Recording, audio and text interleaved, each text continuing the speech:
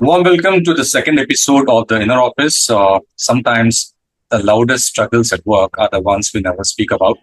Now, Inner Office is the first of its kind podcast fusing Indian spiritual text with contemporary organization psychology and leadership theory. Great to have you, Sanjiv, back. We were having you, posted you over the trio last time. Very warm welcome to you, and thanks for taking time for coming again, Sanjiv. Thank you, Ravi. It's always a pleasure to be with you. Thank you. So Sanjiv is the head HR Southeast Asia Swiss Re, based out of Singapore. And prior to that, I think he's worked over 16 years at HSBC.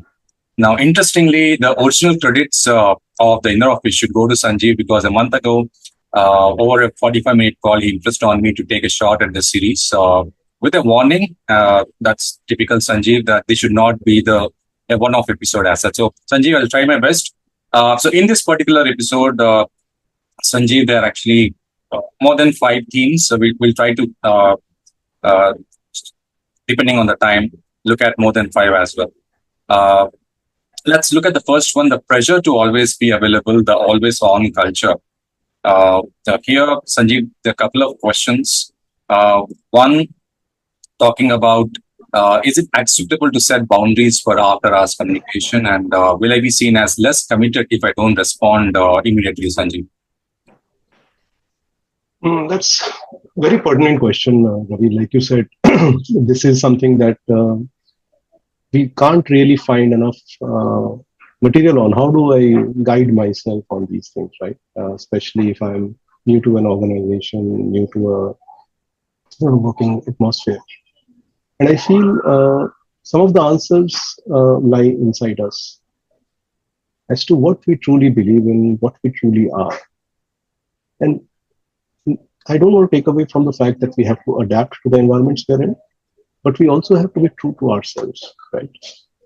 And if we are not true to ourselves, what will happen is we will end up creating a distance between who we are versus where we are projecting ourselves. And that somehow will come back over a period of time as a huge dissonance and create challenges, mental well-being, stress, burnouts, you name it. Right? So I feel boundaries are an integral part of every individual, sometimes expressed, sometimes not expressed. Right. And again, there is no one solution that fits every situation. Sometimes we are okay to make those boundaries a little bit porous, go up beyond our boundaries. Sometimes we want those boundaries to be stiff and really impermeable because it is important for us. But how do we answer then? This question is really to answer it in 2 ways, right? One is, what am I comfortable with? And that could change from a situation to situation. That could also change from person to person. I may be okay being porous in my boundaries in a situation because I value my relationship in a different way, or I value that particular project in a different light. Whereas in another situation, maybe I need to prioritize myself, and therefore I need to have a much stiffer boundaries because that now impacts my well-being. Right? So therefore, boundaries are not necessarily drawn in stone. We have our boundaries which we flex, but being aware of our boundaries is important. And being able to express those in situations we need it sometimes is very important as well. Right? And it's not a new challenge, right? If you think about it, this is a challenge which is probably being with civilization as we've organized ourselves in groups. Right? Any situation, and it's not a workplace situation only, relationships need boundaries. Right? And if you go back and then, some of the context of your show is also looking at our ancient wisdom. If you go back, there's a shloka that comes to mind now. It's Bhagavad Gita, chapter 6. Yukta viharasya, yukta cheshtasya, karmasu, yukta swapnava bodhasya, yogo bhavati dukha. Basically, what it says really is that moderated habits of eating, sleeping, working, entertainment, all of those, right, will reduce our dukkha. Right?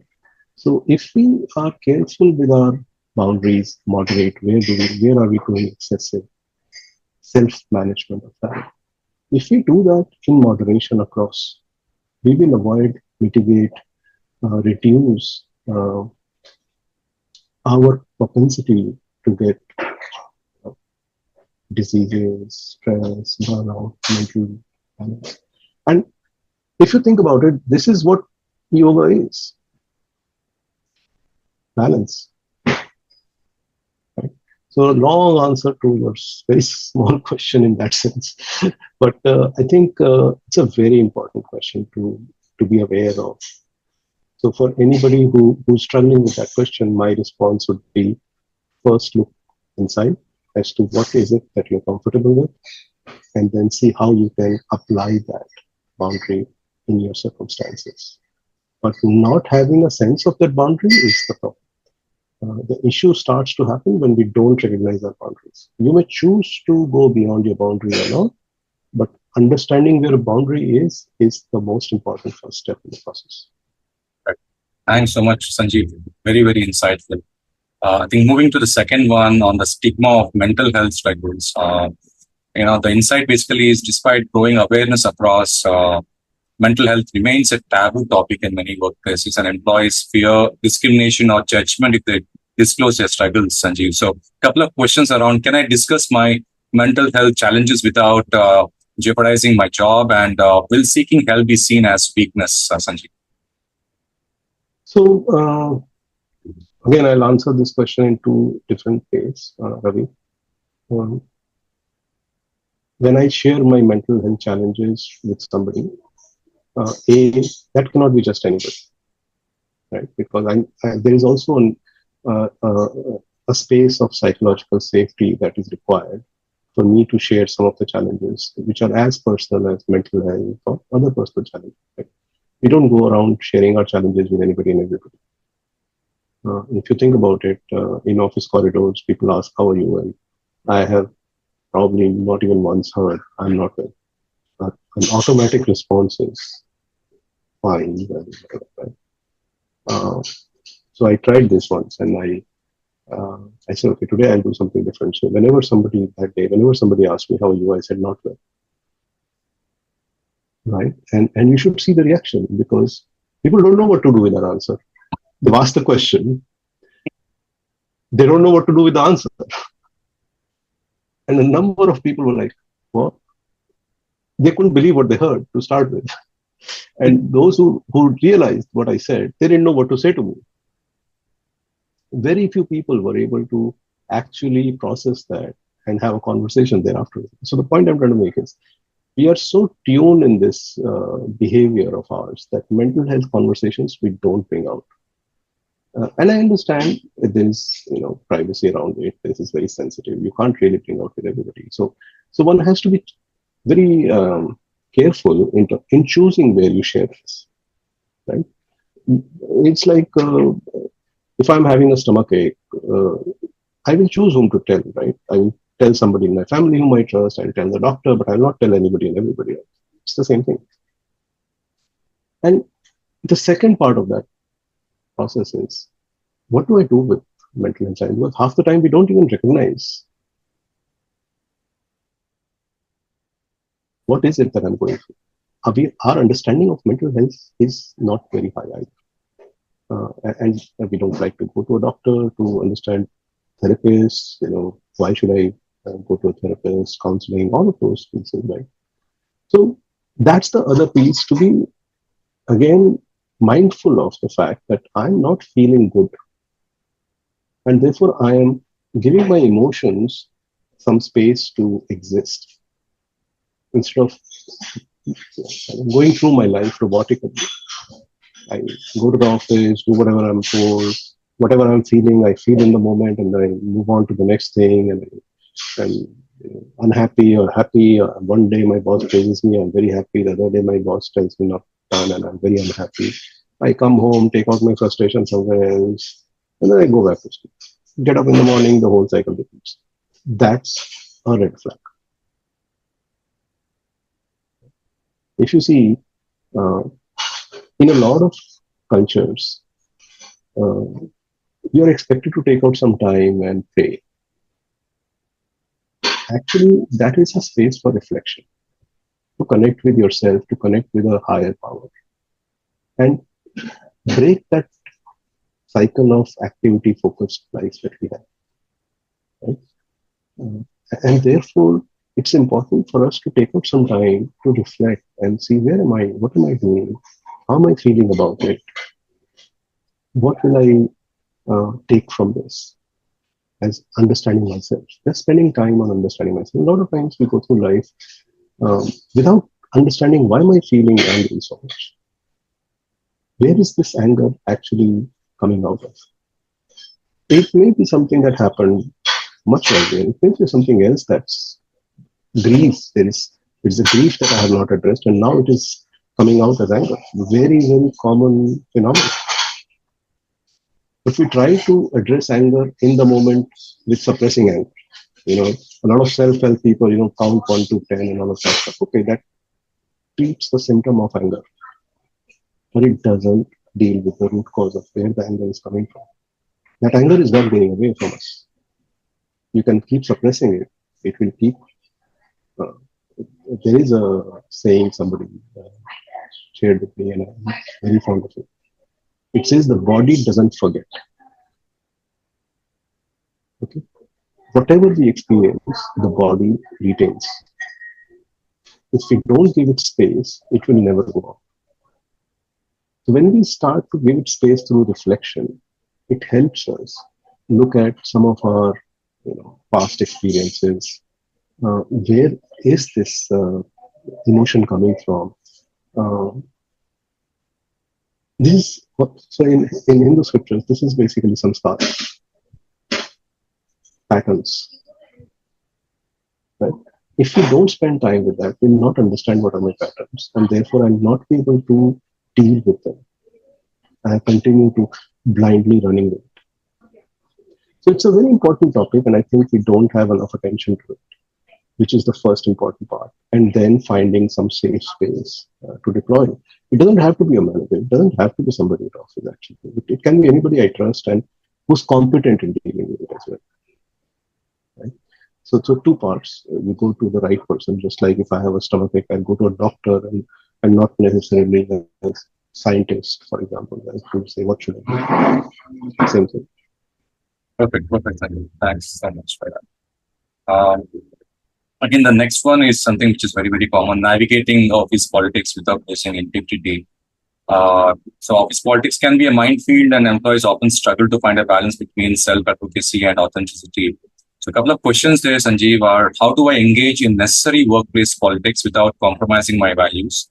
And is it possible to advance based solely on merit? So there are multiple facets in this question, Ravi. It's not as simplistic to say, oh, it is merit that takes me forward or not. Merit in what lens? Is knowing my job enough of merit? Maybe, maybe not. Right. I think the challenge with merit is we have a view of our own merit. But maybe that's not the only merit that is required for doing that job. Right? So we get very distracted with it. I'm meritorious and so is probably not as good, but they are getting promoted because they can play politics, and politics is necessarily a negative thing, and therefore we should not get involved in. politics means absence of authenticity and all of that stuff. But actually, if you think about it, there is politics all around us. There is politics in family. There's politics in relationships. There's politics in the way the country is run. We don't operate without politics in everything that we do. And if we ask anybody, are you playing politics? No, I'm not playing politics. Right? Haven't we told our children when they were demanding something, some lies, to say, okay, now you be nice to me, then you don't create a scene in the mall, and we'll go home and get you something nice. What is that? Is it not politics? It's politics. Right? So I feel we need to first get detached from the negativity around politics and our assessment of politics as a bad thing. Politics is also an important aspect of our life. It is existence all around us. So let's just accept that first. Now the question that you're asking, is politics important to progress, or can I progress on my own? And I don't think these two are independent of each other. Politics is also a skill. So let's talk about this, right? A country is governed by a politician, right? Is politics a skill in that role? Right? You would expect. Similarly, organization is led by a leader or a manager or whatever. They have to influence people to get things done. In other words, they have to have a political capability. Right? Now, how they deploy that skill is important. Their intent matters. And I think that's what people get confused with. Politics in itself is not bad as a skill. Deployment of politics for whose gains? My personal gains over others, or gains for the organization, or a common goal. That application differs, and therefore people think politics is always about personal gains. Actually not. Right? So can I grow without understanding politics? No. That's the reality of our lives. We have to not be starry-eyed about this. Because if you have to lead people, if you have to operate, you are a department head, there are 10 other department heads. You want something done for your department, you will have to navigate and influence. That's the game. That's how it operates. So it is not possible to operate. I know my job, which is to do A and B, and that's all I know, and therefore I can do everything. Then that is the only job I can do. Then I cannot be the manager of that job. Right? So I think sometimes we get very distracted with it and get emotional in it. And we need to maybe look at it a bit more objectively. Politics is not all bad. Yes, there are people who apply it in a convoluted manner and manipulation happens and all of those things. So there is always a flip side to it, right? You have a knife, you can use it to cut food, you can also use it to stab somebody. That's the difference. Now, if you have to get into politics, do you have to lose integrity? Actually not. And that's the best part about it. I can be who I am, say what I say, and still influence people. Right? Because people will still judge me. We all judge everybody. Right? We cannot be in an environment where we are not judging others or others are not judging us. And that's an assessment process. I need to have that assessment to be able to make my decisions. So I don't really have to show.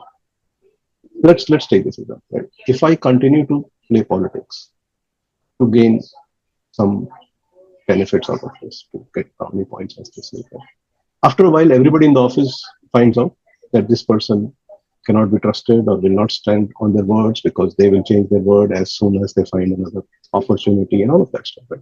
And how many times do you see them go forward after that? Right? So in the long run, and even if some people go, and let's assume that happens, not everybody can be like that. So the point is, I don't like them because they are going ahead, and I think they're going ahead by manipulating, let's assume. But can I be like that? Maybe not. I will struggle in my head if I try to be manipulative like that, because every day going back home, I'll have this problem in my head. What am I doing? I didn't do a good job. And nobody wants to do a bad job in life. I have not met a single person in my life who comes to office to do a bad job, to play politics, to manipulate people. Nobody. Yet there is so much of negativity around politics. Everybody I know plays politics except me. Right? Every time you meet people, in India, outside an office, there's always going to be a chai bandi. There would be people around it. And all we will talk about is that manager is playing politics with that manager and everything else. But people who are having that tea, none of them play politics. They're all play. And that is an assessment that we need to challenge in ourselves. Right? So, from a politics perspective, I think not viewing it as a completely negative, wrong thing, but using it to influence people. It's a very powerful skill. If I can influence more people, that's how I can do that. But then I have to be authentic, because people will only listen to me because they believe I'm authentic. Right? So it is important to be able to be authentic. That is the more courageous thing to do. Right? So I don't think there's dichotomy in this. It's just our assessment that politics is difficult and that is difficult. Sometimes I feel we like to use these situations to take out our frustration with challenges in front of us and how somebody else is able to navigate. Right? But it's a point that we need to challenge ourselves a little bit more. Fantastic answer. I love hearing you for the last 6 minutes, Sanjiv. I think this is going to go viral. Thanks so much. I'm sorry if I'm talking too long. No, please go ahead. See, we almost 27 minutes there. I don't know how much time you have. I've got all the time. Couple more I've questions. also got a lot of time. Yeah, no problem. 2 more questions. We'll go ahead. Okay. The next one is the dilemma of career stagnation, Sanjiv. Here, the insight basically talks about employees may feel stuck in their roles, questioning whether their dedication is being recognized or it's time to seek opportunities elsewhere. So a couple of questions around why am I not progressing despite consistent performance, and is loyalty to one company hindering my growth? Yeah. And look, I can tell you, I've worked in one company for 6 years, another company for 8 years, and another company for 6 years as well. 16 years, no, 6 years, 16 years, and 8 years, right? So, where my position is. 30 years, 3 companies, so almost a decade of average. Kind of, more or less, right? Now, I also have, had this thought in my mind that am I doing the right thing by sticking to a company, and is there benefit in being loyalty and all of that stuff, right? And then I realized that I was actually fooling myself by saying all those things. A lot of it is just about ourselves. So let me explain. We say, I'm in this company because I'm loyal to this company. Actually, we are fooling somebody. More than somebody, we are fooling ourselves. We also know that if the company says, I cannot pay you money next month, we will have a problem with that company. That's not loyalty. We are in a company because we're comfortable. So what happens in this psychological contracting between an employee and a company? Think about it. We negotiate. When we are negotiating, I don't understand the company doesn't understand me. We are negotiating an offer. I'm an employee, the company is making an offer to me, I'm accepting that offer. That offer is largely based on the benefits, the salary, the role, things which are on paper. I make an assessment of those things, the company makes an assessment of my ability to deliver to what the company's expectations is, right? There's a bit of a leap of faith on both sides. And then there is that contract that gets signed, I join the company, right? Now what happens? Over a period of time, I start to build that psychological contract with the company. I feel comfortable, I have a network in the company, I make friends in the company, I like the environment, I like the boss. I don't worry about my salary every day. I don't worry about my benefits every day. I work harder than what I thought I would do, or I work less hard. Some days I work better, some days I don't work as much. All of those things happen, right? The company is also not challenging me every day. Why didn't you come 5 minutes late or that or that? Largely, there is a, a rhythm that gets created between the two parties, the employee and the company. Right? Now the question is, am I being loyal to the company or am I being loyal to myself because this is my comfort of yourself? Right?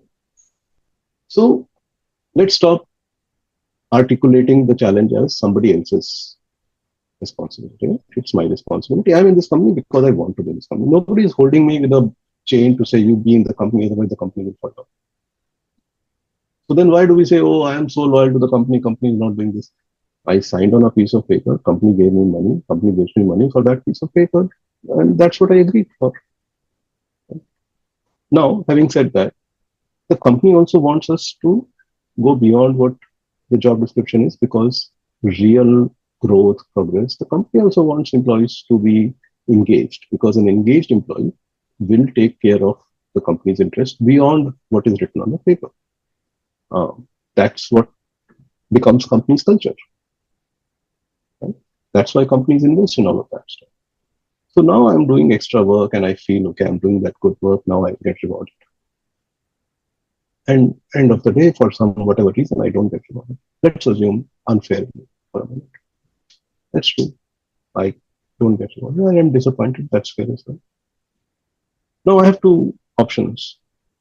I have to think about what is it that I was trying to do when I was working hard. If I was doing it because I thought I will get something in return, and that's the only reason I'm working hard, then I didn't necessarily look at the picture completely, right? I work hard because I'm engaged, I'm motivated, I like to, I want to make this project successful, and therefore I'll really work hard. Now the project, I worked very hard on the project and I really gave it all. But I also learned in that process. I also made connections in that process. What I didn't get is the compensation change maybe, or the promotion or something like that. But that's not the only thing that I worked hard for, right? I also worked hard for people knowing who I am, learning something new, making myself stronger. All of those things, nobody can take away. Now, company has decided they are not recognizing me by way of promotion or salary increase. Fine, that's company's choice. Company may have also assessed that, okay, maybe this person will not be engaged, or maybe we can't afford it. I don't know. There could be enough reasons. And we don't want to change the company, so that's what it is. But as an individual, when I am faced with this situation, what choices do I have? I can leave the company, find another job. But there's no guarantee that place will be any better or different. Could be same, could be worse, could be better. I could keep focusing on why the company hasn't recognized me, and then the next 1 year, I'll be miserable. I'll have mental health issues, I'll be stressed, I'll feel burned out, all of that. I'll generate toxins in my body, all of that. Or I can say, okay, it has happened. I have learned my lesson. I will do whatever I enjoy doing for my growth, for my learning, and also for the company's benefit. Now, at some point, the company will have no choice but to recognize, because it will become untenable for the company. Right? In a career span, Ravi, and I've worked for long years. There were years where I have had promotions slip through, which I thought I had it, or increases which I thought I should get and I didn't get. I've also had conversations with my bosses where I've said, you're giving me too much. I don't think I deserve it. Right? The beauty of this is when I start to have a conversation with the boss and say, look, so I'll give you one story. Maybe that's an easier way to explain it. So long time ago, I used to work with the boss, and we used to have a rating scale, a performance management rating scale, and we would have a performance conversation at the end of the year. And rating scale, I think 1 was the highest and 5 was the lowest rating, right? Or something like that. So my boss was saying, I think you are somewhere between 3 and 2. And I was arguing with him, I think I'm somewhere between 4 and below. And we had a 1.5 hour conversation. So I was saying I'm worse than he was saying I was. And he was convincing me I'm better than I am. And I was telling him, no, actually, but you know what? This is not because of me. This was despite of me being there, right? So everybody else was doing the job. My team was doing the job. I actually didn't play a role in the success. And he was trying to tell me that, but you are being there also helped. Okay. So the reason I'm telling you the story is it took away the load from my head. I wasn't stressed in that conversation. I was myself. I wasn't aiming for, I will get a 2% or a 5% or a 7% or an 8% kind of a change. None of that stuff. Because if I'm happy to work for that money today, then tomorrow if it goes up,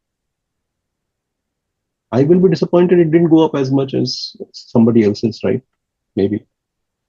But if I don't bring that into equation, I will be okay. If that money is not enough for me, I'll go look outside for the money. But why take that stress that, okay, I will convince my boss somehow that, I was better than, therefore you should give me this. The other thing that happens is, most of the times I've seen, it's not about how much I got. It's about, did I get less than the next person in my team? Right? That becomes a bigger problem than how much I got. Yeah. Right? Absolutely. But we are basically being our own challengers in that. I am different, that person is different. Maybe that person is lucky, maybe that person has I don't know, but doesn't matter. I can't change that decision. Right? But I'm stressing myself for something that is beyond my control. And that, in my view, is something that we don't look at, and goes back to your original question about mental well-being. We don't prioritize mental well-being. If somebody sits down and looks at the amount of increase that they're getting in absolute terms, how many thousand rupees they're going to get more per month versus the stress they're taking for losing it, I don't think anybody will make that equation work.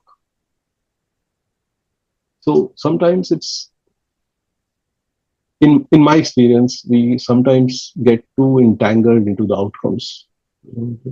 Famously, our scriptures say, right, that and I honestly feel that there is value in that.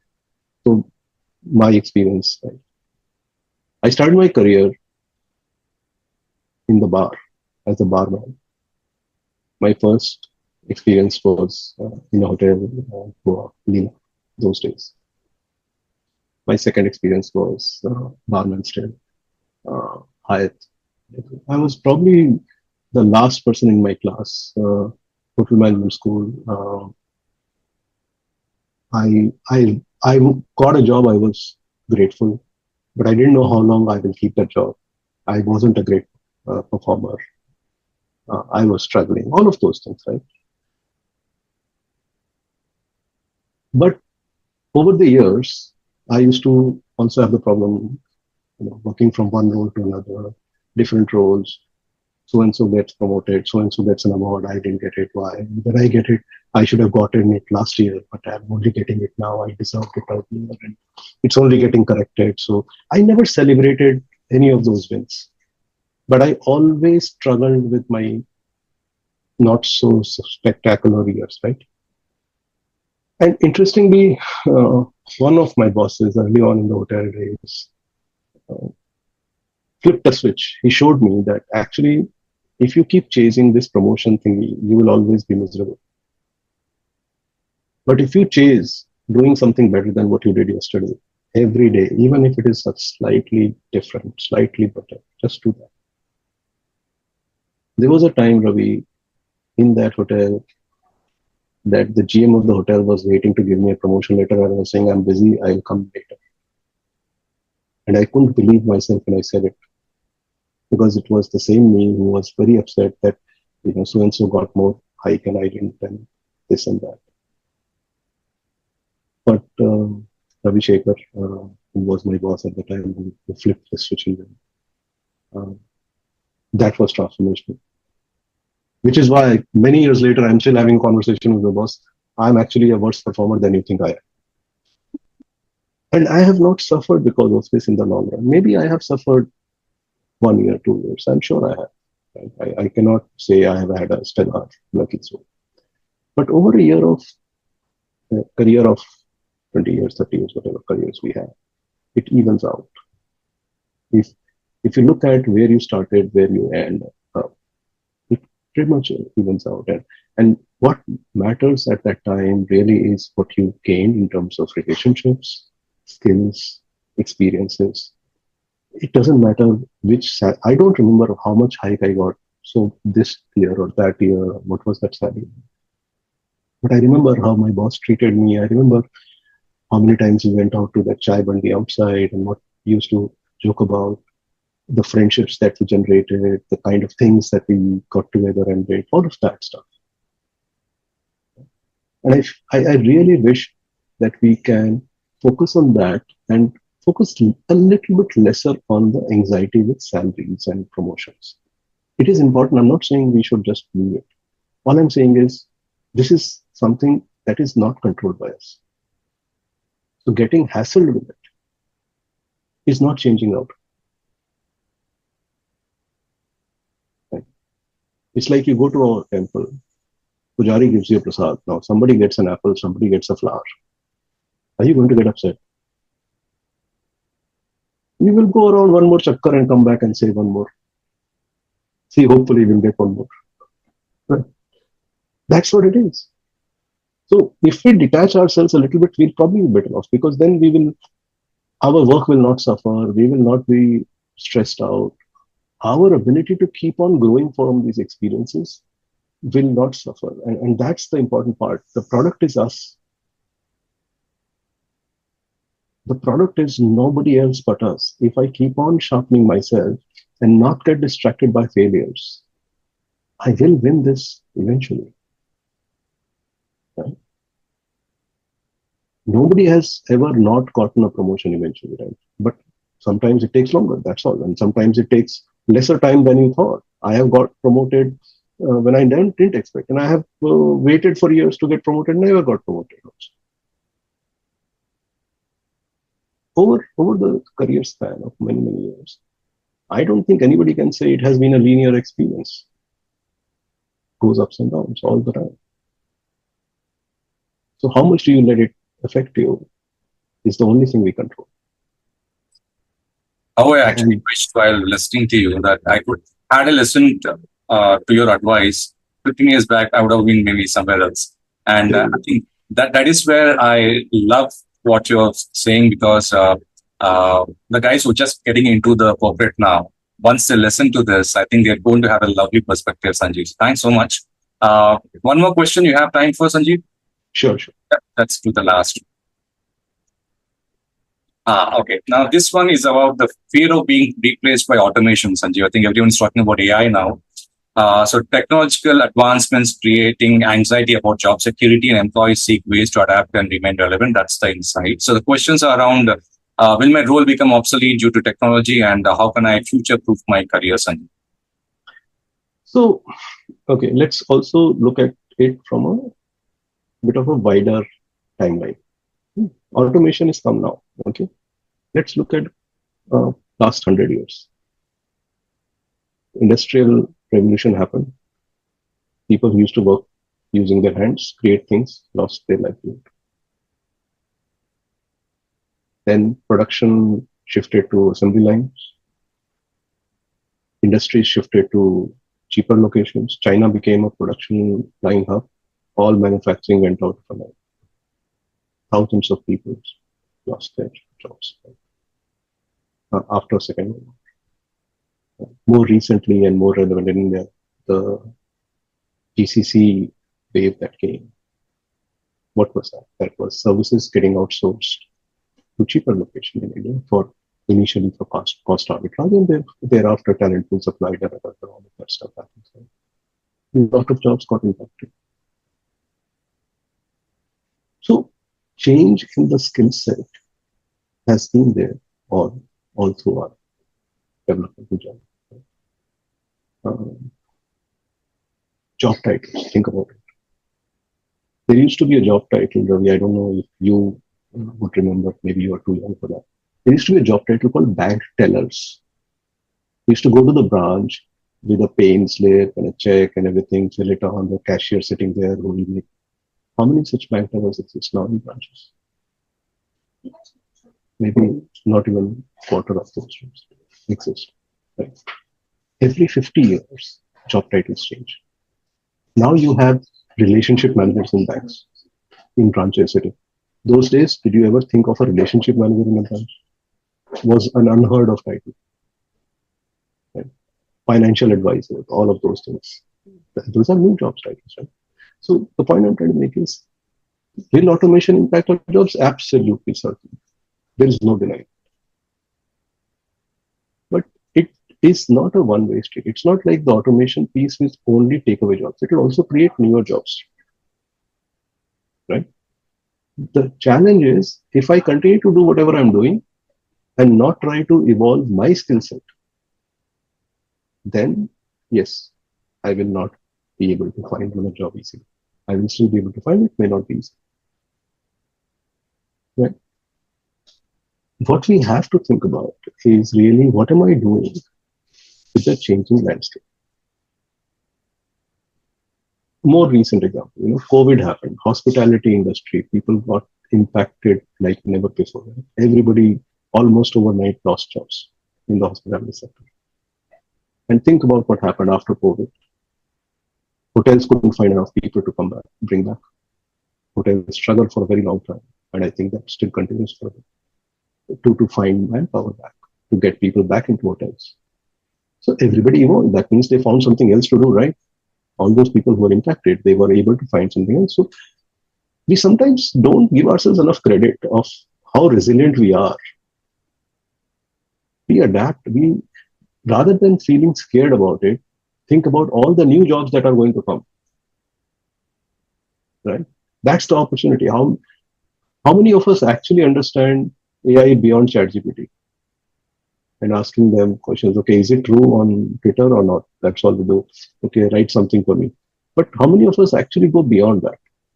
And that's where the real opportunity lies. Okay. So I feel the reality is that it will change. Anybody who thinks their job will not change is not looking at the picture correctly. It is already changing. In a lot of sectors, people are seeing transformations happening across organizations. But there is also an opportunity. The latest I saw, if you look at, I think a year ago, prompt engineering became a job title suddenly. Okay? And people were like, okay, prompt. I don't see anybody hiring prompt engineers anymore. Okay? So these things will continue to evolve. But that means newer doors are opening up. It will shift the way we operate today. What will it become? I don't think anybody has a full picture, but this will definitely change. And the real way to deal with this is keeping ourselves enhanced with doing something more than what. It's like, okay, maybe I'll give you one more example. You have time now, should I ask you that? Okay. Mutual funds, we say mutual funds, we should invest in mutual funds. Why do we say we invest in mutual funds? Because what it does is it takes our money and invests in a number of different stocks so that we have a diversified exposure to the market. Correct? Not just one stock. That's the way mutual fund is promoted, and that's the proposition mutual fund offers, right? So it's for retail investor, that's an easier, better participation route than taking bets on individual companies, which is a bit more riskier exposure to the markets. Diversification being the key tenet of that proposition. Now think about it. If I use the same example for my skills and my career, Am I investing in one job and hoping that it will continue to go up throughout my career? Or am I investing in skills that will make me relevant for multiple jobs with some investment of effort and some kind of navigation, so that if one skill set is going down in demand, I can leverage other skill sets that I'm kind of developing into a bigger opportunity for myself. Right? So we plan projects in offices, we plan parties in workplaces and at homes, but we never pay enough attention to planning careers. We focus on jobs and not careers. But job is not career. Job is one part of a long career. And therefore, investing and the currency for my career is my skills. So how am I developing my currency and creating a wider portfolio of my skills that I will be able to continue to ride on these changes? Like mutual fund promises. It's a similar concept. A lot of times we don't spend enough thought on this. And then we are surprised when something hits us. Sanjiv, thank you. I really loved spending time with you, Sanjiv. Love to spend more time with you. That You're very kind. So 6 questions, I think we could manage this time, and I think I'll sorry about that. I think down the lane. So Sanjiv, just to give a quick summary, I think we looked at questions around the pressure to be always available in the always on culture. We looked at mental health struggles, navigating office politics without losing integrity, career stagnation, challenge of remote leadership will actually come next. But the fear of being replaced by automation is another aspect or the theme that we covered. Sanjiv, thanks a lot for your time. I think people are going to love this episode without question. I'm going to come up with a lot of teasers spread across maybe a month and a half.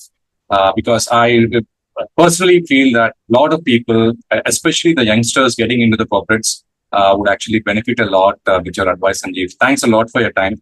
Until we meet again. Yeah, you were saying something.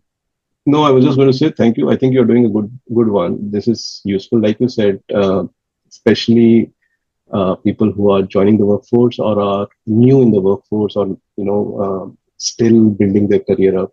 These questions are relevant. These questions exist, but we don't have enough conversation around it. So there isn't enough solutioning that we see around these things, right? So I really think this is a great way of having those conversations. I hope we continue to have these conversations more openly across more widely so that people don't struggle with some of these things. And like you said, if you and me, we had understood what we understood many years later in our career, maybe we would have had an easier journey or a more enjoyable journey, if nothing else. Mm-hmm. Good stuff. Thank you so much, Ravi. Thank you, sir. Looking forward to your Hyderabad trip. I don't know when you're going to plan, but yeah, 3 of us are waiting. Yeah, I have to. I think that lunch has to happen now. Thanks a lot, Sanjiv. Take care, man. Bye.